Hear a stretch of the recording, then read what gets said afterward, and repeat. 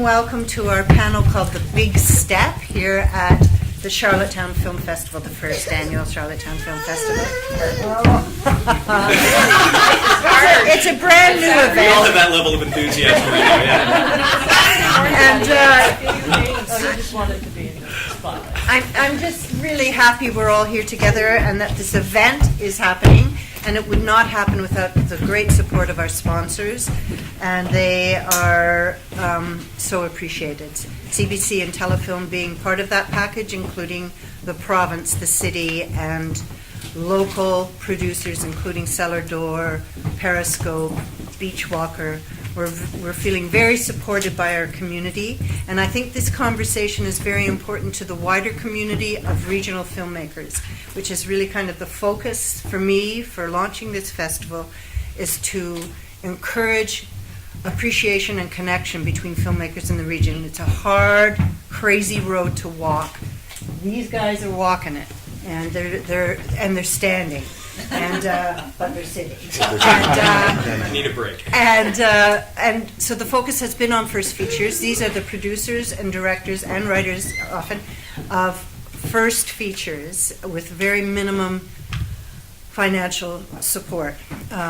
So it's kind of miraculous that they've pulled it off, and we want to hear all about that process, what they've learned, what they wish they had known in the first place, what they'd never do again.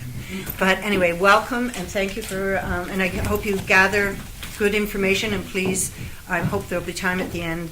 We have to end at noon for some questions from you guys that you might have from their process and their pride and their future. Okay, thank you so much. Well, thanks very much, Cheryl. Thank you all for coming here today. I know mornings are a bit of a tough sell during a film festival, so thanks for coming. Thank you all for being here as well. My name is Matt Rainnie. I work with CBC Radio, but I'm a big movie buff. Excited. I hope to be a filmmaker when I grow up, so I want to hear your experiences. And the goal here really is to do that, is to really tap into both where the creative and the economic and financial come together, because I know it's a big hill to climb to get a feature film made, and I think before we even get going, that deserves a round of applause for all of these participants and making it happen. Hoping we have more people filter in throughout the morning as well, and we definitely will leave some time for each of you if you have some questions. I'm hoping that I'll ask some interesting questions as well. Certainly our panelists are ready to discuss, and I think what we'll do in just a minute is get each of you to give us a little pitch of your project. I'm sure you're done with the pitching process, but for people who may not be familiar with the films, just so we get a sense. But first of all, if you don't mind, if we can work down from here, and if you wouldn't mind introducing yourself and tell us a little bit about your role in the project. So why don't we start with you, Kevin? I'm Kevin Kincaid, a producer of North Mountain. Are we pitching this now? No, just you. Pitch yourself. I pitch myself, but after a few more drinks of coffee. Good stuff. I'm Brett Hannum, the writer-director of North Mountain. That was a solid pitch. I'm Danny Thibault. I am the producer and director of Owl River Runners. I'm Elaine Shannon, and I am the producer of Owl River Runners. I'm Jason Rogerson, and I'm the producer and co-writer of Cooper. And with a big entrance. As a runner, as well as The light the show. co-writer and director of Cooper. That is Harmony Wagner. So, and thanks to Cheryl Wagner as well. I think just while we're in the applause mode, how about a round of applause for Cheryl and the Film Society for Cinema. So, yeah, why don't we get a small pitch just so we have an idea of the stories that we're talking about. We want to talk about the creative stories and then the stories behind the scenes as well. So why don't we start with you guys down? Do you want to pitch it? No, you did. Who's the team here? I'd love to hear how you pitch it, because I pitch it differently. It's true. It Let's is hear true. the competing pitches. Yeah. You yours and I'll do mine. Oh, I feel like he'll copy me now. Yeah. So our film is North Mountain, and it's about a young Mi'kmaq hunter who lives on a mountain, and in the dead of winter he finds this fugitive ex-con, and they end up falling in love, and then all these crook cops come to get revenge, to get this money that this ex-con has stolen, and they end up taking these crook cops at one at a time as they come up the mountain. Kind of like Rambo. Meets Brokeback Mountain. It's Rambo meets Brokeback Mountain. Rambo we throw back now. It's an LGBT Aboriginal action cop thriller. I know that's tired. And I know it's been so done. Quit milking that Oh one. God! It's just a cash cow. You had to go there, right? All right, our New Brunswick team. Oh, no, you go right ahead. Well, Owl River Runners is a coming-of-age film about a girl who is just transitioning from a teenager to adulthood, so finishing high school and trying to figure out what her path in the future will be. But you know, their means are short, and you know, she through this whole experience she discovers a secret about her family, and tries to cash in on it. Okay. And we're from New Brunswick, so guess what the secret is? It has nothing to do with drugs. Sorry. I want to know more. That's what we do, is we hook people in with Very nicely done. With drugs. Right, yeah. You got your thing, leave us to our thing. We're covering this in area. Yeah, gateway. It's a gateway drug. All right. Our Cooperman team from PEI. Cooperman. It's about a struggling comic book store owner who has to snap out of his fantasy world and become his own hero to save himself and his store and his friendship. I like it. It's kind of a raunchy bro comedy. Yeah. It's 14A. 14A. Solid 14A. They told us that. So if I were to ask each of you why this would, because, and I don't have to let you know how much work it is to get a feature film made, you know better than anyone in this room, but why did you decide this was the story that you wanted to spend literally years of your life telling and working on? So why don't we start, we'll go this way just to shake it up. You go ahead, Jason Harmony. Well, why this story in particular? Well, this is the one we got funding for. Yeah. That's a It big part of wasn't it. enough Nice. funding, you know, to make it like the only reason. Like you have to have so much belief in your story, right? Because you're gonna enslave yourself to it, and at a loss of life force and you know, True. income and hopefully Sanity. not friends. We call it the filmmaker's diet. How to lose 14 pounds in 2 weeks. And part of your soul. So like, yeah, your adrenal glands are gonna shrink.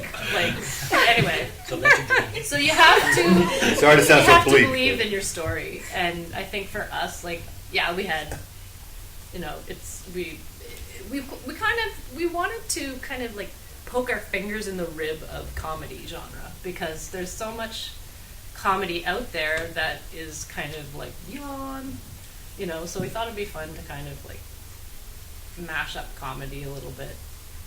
And just to give us a sense of the timeline, here we are, October 5th, 2015. I know you had a screening, the Atlantic Film Festival screening last night, and you've got the big screening as well coming up. But how many years of your life have gone into this? Like, how far back does this go? Lost track. From the initial kind of funding application? Yeah, It's 3 years. we applied for the telefilm micro-budget program fund production program twice and didn't get it the first time. So the script had been written, I don't know, it's probably been 2.5 years now that we've been, I mean, you don't get it the first time, you sort of set it aside working on other things, and then we really went at making our package better the second time around, Right. and it was much better thanks to the feedback of the iMac and you know, peers and friends. And so when we got it though, the second time around, then we sort of hit the road running. And then that's been about a year now. Okay. A year. Yeah, we shot it last fall. Mhm. But when you were talking about you sign on for all these years, it's true. But I find myself, my own strategy has to be like, you sort of have to be in the moment and not, it gets overwhelming if you realize that you're going to be with this project for so long. Yeah, And you've yeah. got other projects you want to start to realize and think about when you're doing that. But yeah, it's a marriage or something, you know, it's like. Yeah, you have to believe in your story. Like, you gotta be willing to watch that script come alive 1,000 times. because you're going to have to just get it done, right? And did the whole, as part of that initial package you were talking about to get the funding, was the entire script? It's not just like a log line, right? Do you need to have an entire finished You don't script? have to have one, or Okay. you didn't at the time, but we did, because we Gotcha. were like, we need everything we can get to bring us up to a competitive level on the national level, because I didn't have any, like, other funds to go after, that all the other provinces have something. Mhm. So we were like, we have to look competitive, so let's give them the solid script that is funny off the page, you know, so that if anybody's wondering, can they do it? Look, all these people say, we can do it. And these people said, we did it already. Look, read it. Yeah. No, you're serious. Well, we'll talk about the cold reality, the money side of this too, but Danny Elaine, how did things go with Owl River Runners? How far back does it go for you? I think the opening scene of Owl River Runners, which is actually unchanged from when it was written back in 2007. Wow. 2006, 2007. And, at the time I was just starting making films, and I knew that it was something that I really wanted to do well, so I kind of set it aside. Went through the film co-op in New Brunswick, take all kinds of workshops. I went to the Summer Institute for Film and Television in Ottawa. Just trying to build up that knowledge to be able, to do it. Luckily, I've been friends with Mike Clattenburg for a very long time. We met in elementary school in Cole Harbour. Mike's the Trailer Park Boys. Trailer right? Park Yeah. Boys guy, yeah. And so I had sent him that piece of script, and he says, you should work on that. That's really good, And so I kept working away. But then other projects came along. I got a short film venture from New Brunswick, and then from that it blew into a 1-hour TV program for CBC, and then we did another short film for CBC, and then we had the script pretty much done. I had teamed up at that point. I teamed up with another writer, Chris Fulton from Sussex, New Brunswick, and he was really interested in the story, and he kind of took over. And he gave it a whole new life. He kept the same feel that I was going for, and like you were trying to poke away at comedy and even kick it in the ribs really hard a few times.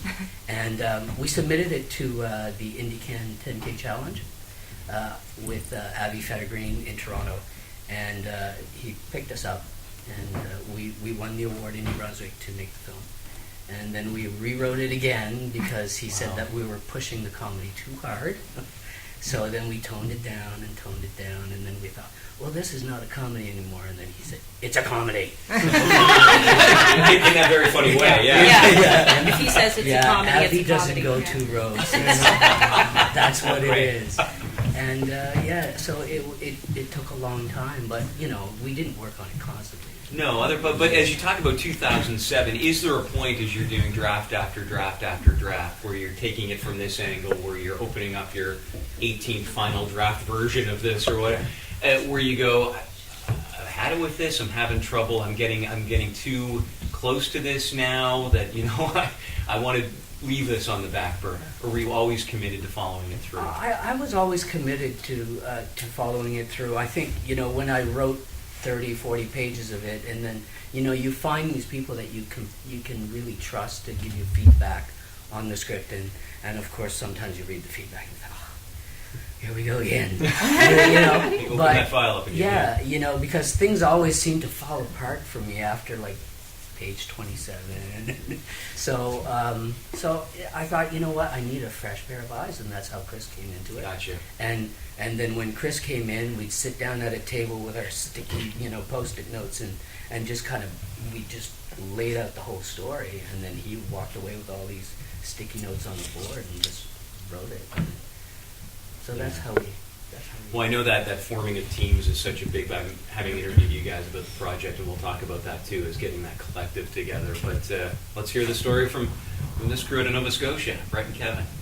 How far back are we talking? How far back? The first initial idea for North Mountain was around Christmas 2010. So I've worked on the script kind of for a couple of years until we applied to the when was that, last year? Oh my God. Time kind of means Yeah, it means nothing, man. This was a Western at one point. It was a Set western. in the 1800s, right? Yeah, Yeah. it was a western set in the 1800s. There's like 5 different versions of the script. Wow. That like just move up in time periods. Basically, with As the the characters. budget- as the- Yeah, it's a bunch of Is it still like a Rambo meets Brokeback Mountain story, but just in Well, it different? was a western. It was more like, bad guys versus the good guys. Yeah. Okay. It You was know. black hat versus black hat. Or Yeah. Blacker hat. But yeah, it's and it evolved from there. So that was a lot of just kind of like I just do write things over, and I have a couple people that I give things to read, and you get all the notes, and you're like, oh god, I'm starting from page 1 again. Yeah. But the idea has always kind of remained the same, despite the various time period shifts. And the characters have been the same. The 2 leads have been pretty much the same throughout. But yeah, and it wasn't until I think when did Doug Taylor come on? Oh, Sorry, is it? Okay, it was sunny. We were talking in the parking lot of Keats Brewery. I was on the phone with him. I was like, Doug, I got your name from Vincenzo Natalia. He really, really loves you. You should come up script edit with us. It had to have been September of last year. Something like that. That feels right. It feels like the sunshine on my face. It I was love warm. the peek in your creative process. Yeah, yeah. Visual man. Yeah, well, Taylor was such an important part of the process because when I talked to him, I kind of was vetting him to see if he could work with Brett, and he really was like, I don't work well with people. he doesn't. No. Very picky, very picky. And, but he was just saying this story because he is Aboriginal, he is gay. We want to make sure that the story. It's just I just outed you. Right? Yeah. Wow. That the story was going to always be organic and coming from Brett and not from somebody else. And it's just I wanted sort of Taylor to kind of keep poking at Brett to get the story where it needed to be and make sure that it was always coming from an organic, authentic place with Brett. It's more like gentle nudging than poking. Yeah, yeah. Right. But when you Rough talk enough. about the evolution of the story, that's a big Yeah. evolution of the Yeah. story. So what precipitated that? Like taking it from that original Western idea to where it is now, and the steps Money. in between. Is money? That was a big part of it. It was also in a way is like the original concept is in a way very different. It's not. It was more like have you ever seen what is it? There will be blood. Oh yes. So it's more like really slow boil. That's what it used to be. So Okay. and opposed to now, which is more like you left the oven open. Milkshake drinking room, everything's in there. Every day I put up with this. Every day. But yeah, I mean, it was just something that I had worked over time. It's like one of those things you don't even really notice. And I kind of made a conscious decision not to really try to force it to be something or the other. So just through the process of rewriting it, I don't know how many, maybe 30 times. Wow. Over and over and over again, it just slowly changes, right? Yeah. And then suddenly it's like, well, what if I change this element, or what if I put this here? And as you change those things, well, as I change them, the time period changed. So suddenly there were like cars. One day, one draft, there were cars. I remember my film professor, my old film professor from NASCAD, David Middleton. I give him all my drafts to read. And one day he was like, what happened? These cars. We were driving down the car and we were like, we could have did the film this way. Yeah, on the way here. We were like, that would have been, that would have worked. That would have saved us money. Should have been one bad guy. Yeah, one bad guy just chasing them instead of like 10 of them. Like, All oh, this shit. down. Because we were whittling down from how many, 15 or something, and then we got to 13 we or went to 12. 15 down to 9 or Yeah, 10. whatever it is. Wow. So I was like, yeah, I'm so smart. I'm cutting all these characters, but like keeping all these cool death scenes. I mean, And you then- said a key word there, Kevin, which is money, and I think we'll talk a little bit about money. I want to get back to more of the Yeah. creative in just a moment, but I mean that's the reality. We hear about these hundreds of $1 million budget for Hollywood movies. I know it's a different reality in Canadian filmmaking, but as much as you're comfortable talking about your budget and where the money came from, maybe we can kind of give people a sense of how difficult it is to source that funding. So why don't we talk with the Cooperman folks here? Telefilm Canada. It was Telefilm. Yeah. So it was that grant that you went for. Yeah. And then Pretty we much so. Be a bit tried in so kind. hard to beat the drum provincially, and Nothing here, right? there's no established programs. Right. And Nothing, no and equity, no. the only thing that exists is, and I'm not even sure if it exists anymore, is PEICA for actual cash. Right? Yeah. You can get in kind. Like our company invested some cash and in kind, and we got some in kind from other companies and people. But you just need cash. Yeah. So all the cash really came from our own company and Telefilm, despite our best efforts to, to say, hey, province, like, here's an opportunity, we're bringing in federal dollars, Yep. could we have some help? It wasn't there. And we're hoping that that's going to change. Like, there's a lot of people doing a lot of work to try to change that. So Well, how many we're people lobbying. were involved in Cooperman itself? I mean, how many Islanders were involved? We had 79 Yeah. Islanders and a few people from the outer province, Nova Scotia. There was 85 people in total. Okay. Are you able to talk numbers, like what your final budget was? Yeah, it was about 146,000. All right, and the big chunk of that came. 120 And was from yeah. Telefilm. Wow. The okay. main cash is the 120 and then in And then kind. And then most of that was in a small kind. amount There of was a few thousand that we had from, I don't know, whatever past projects that we used guys in our company. Right. And what's the running time of Cooperman? 76 minutes, just a minute over the minimum. the minimum length. Nice. So to make a 76-minute feature film with $140,000, how tough is that? How much do you have to stretch every dollar? So stretched, and you have Yeah. to be willing to work for 10 cents an hour if you're the people who are in charge. But we did try to pay everybody, and as much as we could, and then you beat the drum for as much as you can get free. And there was a lot of support from the community, and a lot of support. So even though provincially we don't have support programs, the community was super supportive. Right. People got behind it. How did it work money-wise for North Mountain? Do we have money? I'm not allowed to know. Depends. You know. How much you eat this weekend. Yeah, for us it was the same thing, 120K. Our tax credit came in at 64, and the rest is kind of like personal money, probably 40, 50K. Okay. So we're probably at 220 right now. I wrap out at the end of this month, so I don't really know everything, but that's kind of where we're at. To shoot an action adventure with 220. Yeah, How tough's that? that was crazy. Yeah. It's insane. All digital though, right? I mean, we watched this Project Greenlight. I don't know if you're watching this, and the guy's fighting to do it all on film, and it's no, just, we don't film. and it's not a reality, right? Yeah. We shot on the Alexa. We had a good We camera shot package. on.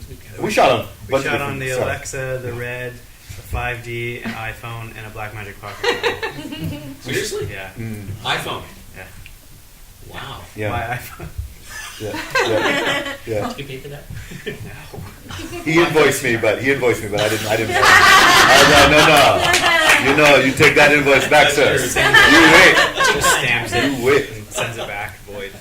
You guys each got the Or pending. I It's said if I Telefilm pending. micro budget is what it's called. Telefilm Yes. micro budget finance. It was a bit of a different story for you two, right? Yes. So can you talk a bit about the cold hard cash? The cold hard cash. Well, we were part of, as Danny mentioned, the IndyCan 10K challenge, and so the challenge was we had to raise 10K for our actual production budget, and as part of this, the broader program was Abby had secured probably about 250,000 in-kind services. So everything from our legal stuff, like the forms, Which is really just expensive the forms when that you pay cash. that everybody signed Well, off that's on. something you So- wouldn't think about at all, right? Oh my gosh! All of that pre-stuff was just there. We opened a Dropbox folder, and the forms were there for us. So I made sure that everything was done that way. And then post-production services. So we really had about 250 in kind. We did an Indiegogo campaign. And part of the IndyCan 10K challenge was that Danny and Andre, because I came in a little late in the project, so I didn't start in April, but at that point they had already taken a whole Indiegogo training. So they got trained by the Indiegogo people on how to run a successful campaign, which was also part of our in-kind services. So they really learned from the best on how to set up a successful campaign. And so all of the 6 films that were in this program had to raise 10K. So we actually raised 14. We did a great job. We added some extra perks and some corporate perks that gave us some big lift.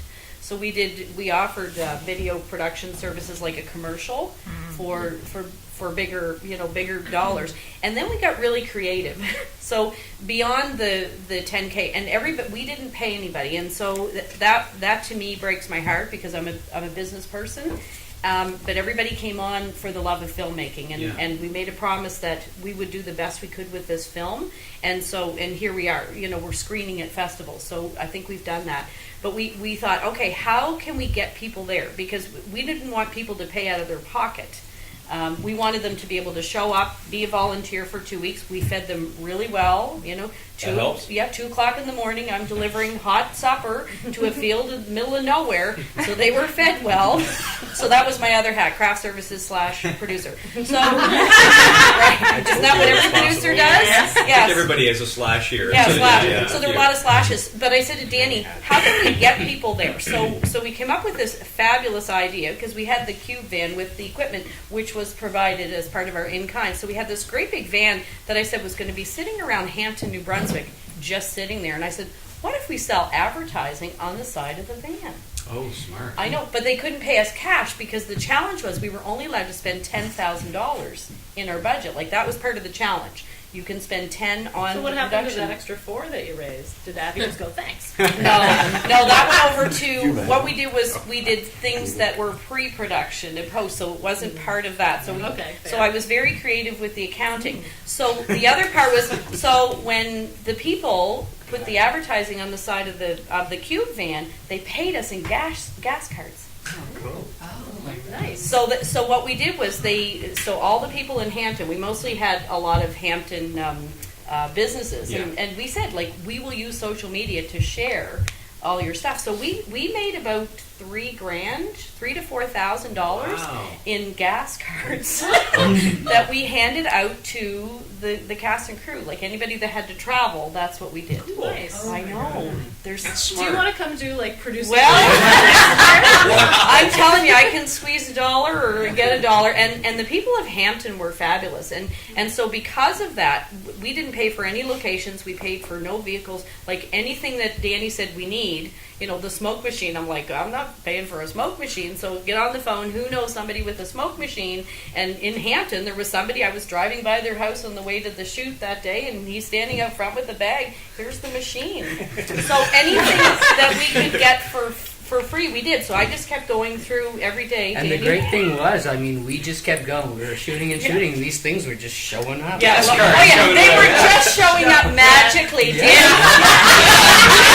Amazing how that It's like to be a producer. Yeah, so Danny would say to me, I need this done, and I would sure, and I would just be this confident person, and then I'd walk away, and there was a lot of swearing, although I look like this, I swear a lot on set, so there'd be a lot of swearing, and then I would be on the phone, how am I going to get this for nothing? Yeah. So then I have a lot of connections, and people generally like me, so when I love that. ask them for things, they say yes. I love that. And you mentioned something about this learning to run. I mean, I'm sure there's a lot of people who want to do crowdsourcing, crowdfunding efforts. Yes. So when you learned about what makes an Oh. effective Indiegogo campaign, how would you boil that down to a nugget that we could share with people? Here? I guess the one thing that when we went through the campaign is, you can't go in there and just be asking for stuff. You have to be able to give things back. So, one of the things that we did, and Andre's not here, Andre Gauguin was a big part of this campaign. Huge. But he went to Fundy Textiles and got us, 100 T-shirts for free, printed with an Owl River Runners logo on it and everything. So he was able to go out there, collect all kinds of stuff like that. Even all the graphics in color in Moncton did all our graphics for free. All the things that we put on the side of that van, all the what do you Yes, call that? the plastic things Whatever that it had is, to go on. beams Yes. there. Decals. Well, But- they did, Yes, decals. They the did them decals. all for free, and so that was the strength in getting our successful Indiegogo campaign, is getting all those free things. The other thing that we had to do with our Indiegogo campaign, because it was sluggish, trying to do an Indiegogo campaign in New Brunswick, the population's not big. Sure. And so it was a struggle. So we pulled out all the stops and we said, okay, what can we give back? You know what? We know how to shoot stuff. So let's sell, we'll shoot a commercial for your business. So we end up selling 3 of those, which really elevated our. Yeah. So those are the things that they really taught us to do is, put things through that, but you have to be able to deliver on them, and you have to be able to give them something back. Something really and not tangible. just Yeah, expect yeah. a hand But So to that's the- one of the things. To the delivery thing, and this is the other thing as a producer, they would come with an idea of, let's do this, and I'm like, okay, but what's the shipping cost? What is it going to cost me in time or Andre to move these things out?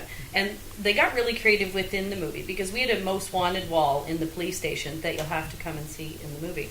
And so we sold for $100 each the opportunity for your face to be on the most wanted wall. So my husband is on that wall and he looks like, I'm sorry, a deranged pedophile. Like, What a catch! Congratulations. I said, do this and turn that way and do this with your hat. And so there's a whole scene where my husband is over the person's shoulder, and I'm like, I'm married to him. But for our anniversary, I bought him that. So he's for $100. My husband's mugshot is on the wall. That's great. But we sold how many of those, Danny?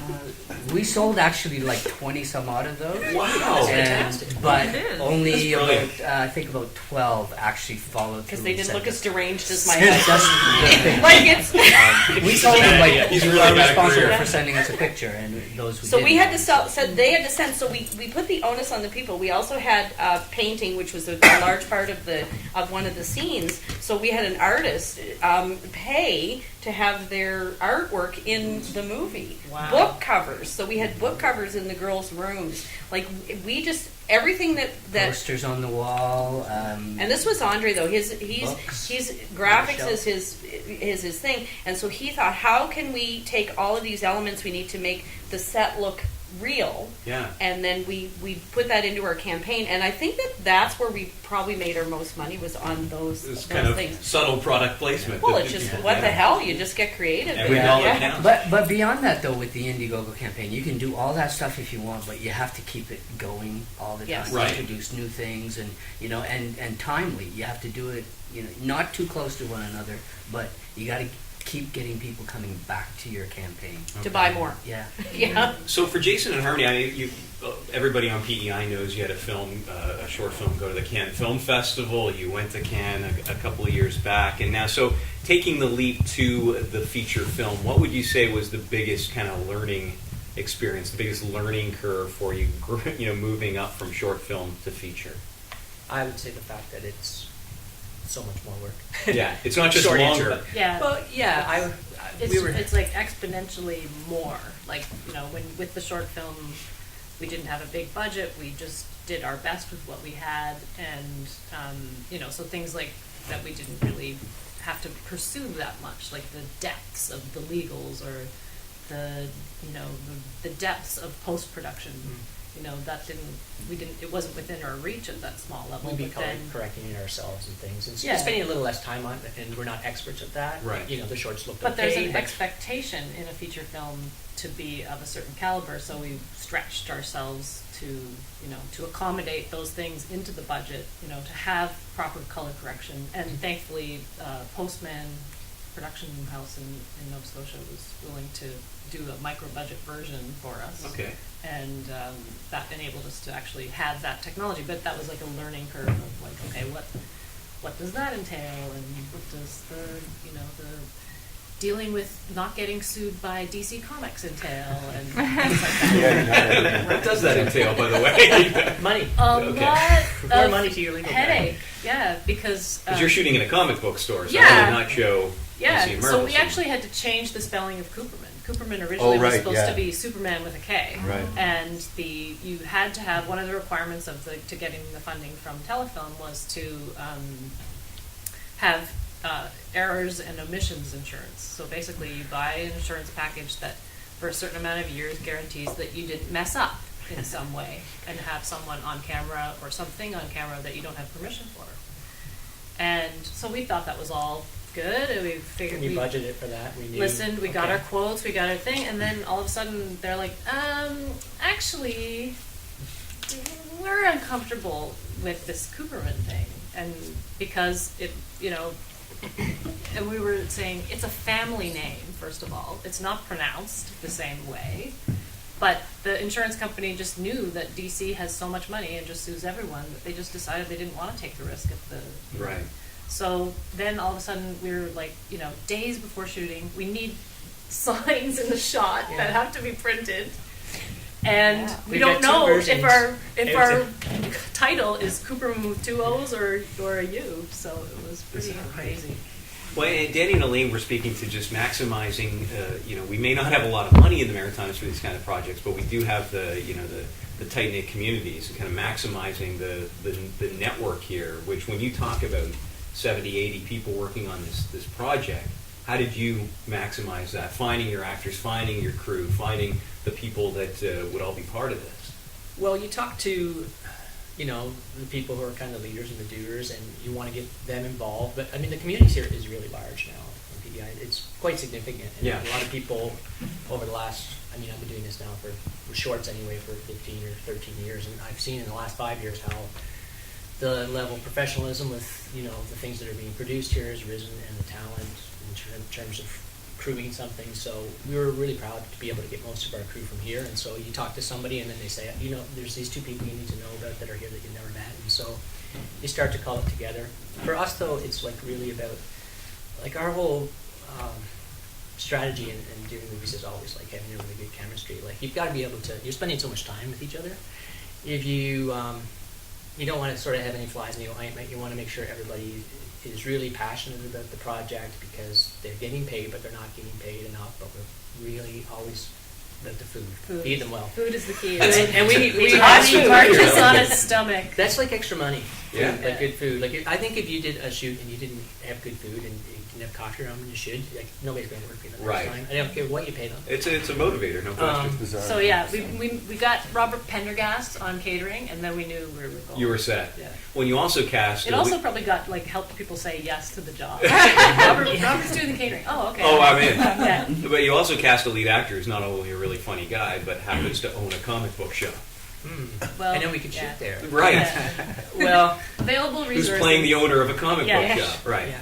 But he understood that world, of course, and as we were developing the script initially, the script is obviously loosely based. I've known Dylan for a while, Yeah. so you're a bit inspired. You go down to the store, you look around, you go home. There's you characters think, there. what And we scenes could vetted happen the there? script years before, at the beginning, when we first heard about the program and thought, hey, we should go for that, and then we sort of, came up with a strategy of what would be a feasible script.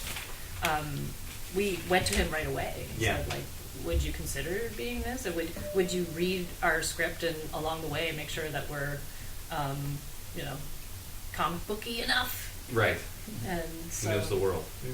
and so lucky because it turns out that after the fact, he's really good at being a star. He does way better interviews than us. He's so interesting. Yeah. So we really He's a lucked natural. out. I mean, he's a comic actor. It's not just he owns the store. I know that. Well, for Kevin and Brett, so how? I guess the basic question I asked you, and we can jump off from there, was biggest learning curve going into feature film. I mean, here you are, an ASCAD student doing various versions of this, the drafts of this, and then going into the shooting, getting the financing. Yeah, well, I've made a dozen short films or so. It's a test of endurance, for one. It's like, you're shooting a short, you get 2 days in, and you're like, okay, there's one more day, right? This tunnel's very short. And on the feature, you're like, okay, we're 3 days in, I'm tired. It's like, oh, we're just starting, we're not even a fourth of the way through. So it's really kind of like you have to find that energy to keep moving forward. Right. And then everything goes wrong. Everything always goes wrong, and it's not the stuff you expect. Like what? What went Like wrong? it's just like, oh well, Okay. we had one of our elders, Mi'kmaq elders came out, and Catherine she's Sorby. Catherine Sorby. She's how old is Catherine? She's 80, 82, 83. 82. So we were getting ready to shoot these scenes with her. It's all interior cabin stuff, and then in the morning it was like, oh well, we can't shoot these. Well, why? Oh, she broke her wrist. And it was very icy, so it's like, oh, you're very, we thought she had, slipped on the ice. We thought she slipped on the ice, but we found out she was swatting a fly in her room the night before, and stayed up all night or slept or whatever with a broken wrist. Didn't tell anybody. And the next day, I'm driving her down to the Liverpool hospital, going, "You're crazy, you're tough." And then I got to spend 36 hours with her because I had to Right. drive her. And when things like that happen, it's like now, and she's the only one that can do that. She was literally the only. And now you were ready to shoot with her that And day. we were ready to shoot with her, so we had to quickly, reshuffle things to continue shooting. But then it's like, well, now that character is gone. like, what do you do? And it's such a pivotal thing. So there's, at any given time, I have like 4 different versions of this movie in my head, trying to like anticipate how I can change things, but they're still malleable if things continue to fall apart or change in different ways. Right. So we were ready to kind of like, you know, I'm really trying to think of ways to like get around, like, can I move these characters? Can someone take her place? And then she gave us about half a day to shoot the next day. So in the movie, she has, you know, a sling or arm in a sling, and it's Probably like, adds to it. and then it's like when we were shooting scenes before that, they mentioned something about the doctor or whatever, and it's she, you know, actually has arm in a sling. So it's like, there, it's movie magic. It's meant to be. We meant to do that. So being able to embrace those mistakes and those challenges and make them work for you is, I think, a huge part of moving into that feature film world. Because you prepare as best as you possibly can, but there will always be things that just go. And it could be something as simple as, like, we had a lot of snow. We shot in January out by Keji, like in the middle of Nova Scotia. So Is this last It just kept growing. this was this one, this past Oh. one. Yeah, Dude. So it was a little bit of a challenge, and Little bit. the crew and most of the cast were in this chalets, Mercy River chalets, and it's about a 2-kilometer road, very windy, like up and down hills and stuff, and like it's beautiful, untouched, like, you know, forest, but the whole road just becomes ice. So then no one's getting out and no one's getting in.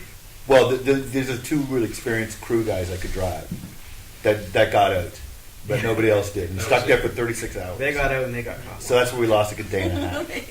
Stuff like that. Oh yeah, it was shooting in the snow was just. And that's money. Right? Yeah, like they don't even want to do that in Hollywood. Oh no. It's the logistics. And then you lose a day like that, and we you know, don't have a big enough budget to just tack a day on at the end, and they're scheduling and all that stuff. So then it's like, okay, we're gonna lose scenes, or I'm gonna have to smush these scenes together, or like adapt in some way. So you have to be very kind of adaptive. The short film, you still need all those things, right? But to a lesser extent. I mean, you're saying it's like exponential. Exponential. Yeah. And when we talk about that sense of community that the other groups talked about, was that something you were able to maximize as well? So if we didn't have the support from like the film community, as well as the smaller communities of like Pleasant River, Mercy River, like around, Keji we area. were way outside of the city. We shot way outside, 3-4 hours outside. Like my best friend was the snowplow guy. Yeah. You know, constantly talking to him. It's 4 in the morning. What's the weather gonna be like today? Right. Like It's a blizzard. One day. Oh, great. Okay. Near the end, it was we needed to get into this like a little abandoned church, and the snow was so deep. It's like, well, we can't just sit here and not be doing anything. So we like drove around, and I'm like, oh, these guys have snow shovels outside of their house. So we just like went up and knocked on the door. And, can we borrow these? We're promised we'll bring them back. We're doing it's just up the road. You can take my number. And they're like, no, I don't want any of that. Just bring it back. Wow. Like, so you can take this. I had a flat tire. I got it, I think, at the Mersey River Chalet, and then we ended up at my first location. I got a flat tire on a big 92 Bronco, really nice tires. It got a flat tire. So I leave it there, and we go to set back on Mersey River. I come back, the tire's been changed into like a kind of a crappy one, you know, but whatever, so we can still drive it. Then I drove it to set, or to the Mersey River back again, and then 2 hours later, the original tire of what matching tire was on there, and the guy said I only had to pay him $35. I still haven't met him. I don't know what he looks like. I've never seen him, but he changed my tire twice. This is a guardian angel. Wow. Well, this is the type of community support that you get.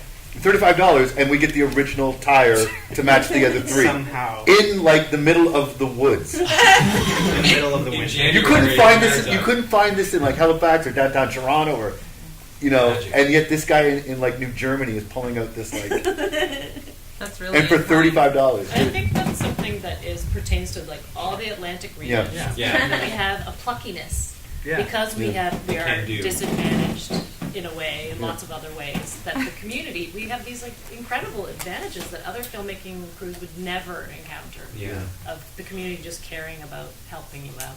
Well, you definitely spoke to that, Danny and Lane. And for you, if I were to ask you the biggest learning experience graduating from that short to feature. The test of endurance, for sure. Yeah.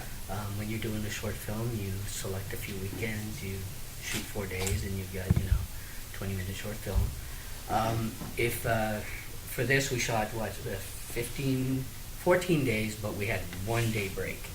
And probably, Did we have a day break? yeah, exactly. You might have. when I started breaking down, yeah. So, sorry, you said it was a 14-day shooting schedule? Yes. Yeah, we Straight. shot 14 days straight, Which and is- then we which is did quick some for more a feature. after. Yeah. We did We 2 did. days We did a later. pickup weekend after. I think for me, I would never stay in a campground trailer again. to shoot.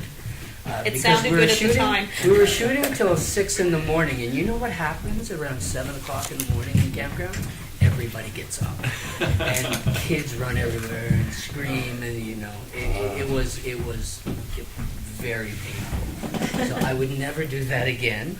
I would drive home if I had to, but I lived an hour away, so it was That's- You that's- could- not with our after- long days. After a long day shooting like Yeah. that, and we were shooting, Well, Danny Way wrote too a long. dramatic movie, and so dramatic comedy, and we learned a valuable lesson. Stop night shooting. So if your drama happens at night, you have to wait until the sun goes down. And in the summer, it goes down at 10 or 11. So we were starting filming at 10, 11 at night and filming till 6 in the morning when the sun was coming up. And that was when I look at our 14 days, we started out days and then we shifted everybody over gradually to nights. Right. And we filmed most of the movie at night.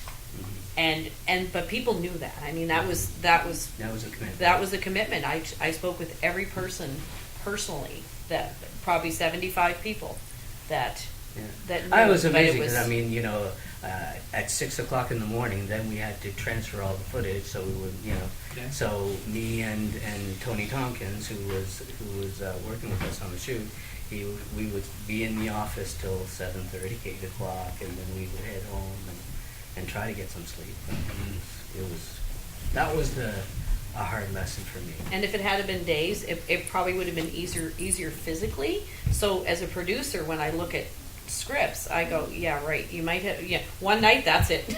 We're not doing this to people because most people are used to being awake in the day. Sure. So a few people like my husband who works night shift, he loved it. He had no trouble.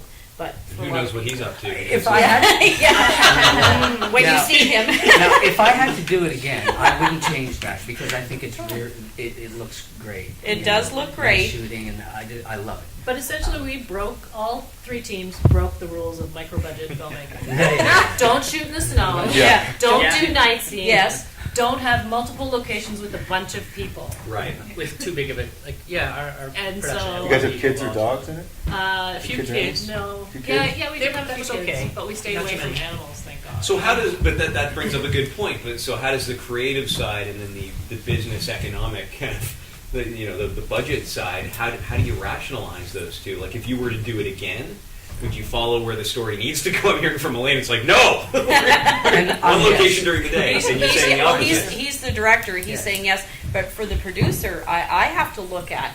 I mean, you're looking at the actors and the performance, but as a producer, I'm the umbrella, and I have to look at everything. So it's for me having those conversations with my director, writer, and the team, and saying, okay, how can we do this? But we have to put in the logical breaks, like Yeah. not working 14 days straight with the day off. I heard, and then so you.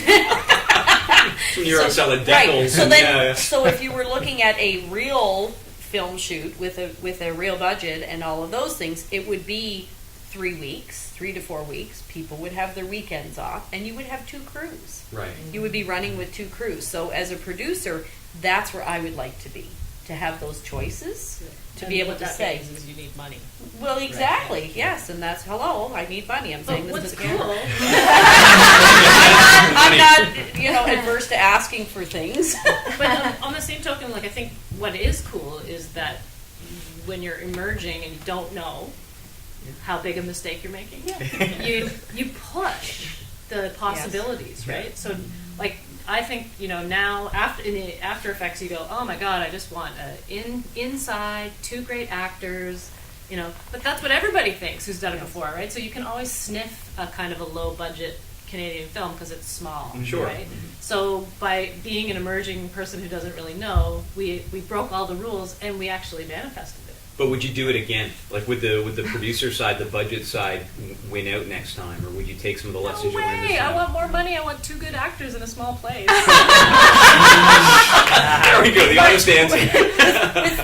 Effects. But then the question is, how do you keep it visually interesting? Like, Right. how do you make it not smell Special like effects. oh, that producer learned their lesson from the last time and made it smaller? You know, You don't so want it to how stifle do you the do process, that? but you need to be aware so that you have your B crew Yeah. who's doing the night stuff. Maybe they're going out and they're people who like nights and they're getting this extra footage, and so you're planning around that and that whole movie magic thing that, you know, the scheduling and that. So you look at those things. But no, I wouldn't want it to stifle the creativity. I wouldn't want us to not, because for me, when Danny would say, I need a smoke machine in 25 minutes, because that's on today's list, and I thought, no, it wasn't on my list. But for me as the producer, I went, da da da da. I felt like Cooperman, right? And going, okay, I'm going to do this. So for me, the adrenaline rush of that sort of thing. But like I said, it was the 14-day weight loss program on film. Yeah, it's like and your you life do- force Yeah. diminishes. Yeah. So those challenges are fun, and that's why we do it. But there's the hyphenates, like you're talking writer, director, producer. So Yeah. for this team here, balancing the art and the commerce, as it were. Well, I had the budget memorized, all my lines. So whenever Brett wanted to change things or move things, it was just figuring out how much it would cost and do an analysis on that. And so it was kind of like, Brett, you just do what you want, and we'll figure out. It's weird. It was bizarre. It was, Team to have. yeah. I was like, let's burn a bunch of stuff, and he's like, all right. I'm like, that's weird. That was supposed to be harder. Yeah, but listen, that was a crazy story. We burned a cabin down. Oh, Wow. Yeah, in this. Yeah, it's really cool. I love it. you could have just used that smoke machine in hand. Listen, we thought this thing was going to burn in 15 minutes. It burned. It took 4 to 5 hours to burn. Oh. Anyway, in Nova Scotia, there's different counties and there's different rules for burning Burning permits. In Queens County has we would have taken the shingles off and take everything off. In Annapolis County, they're a lot more relaxed. We don't care.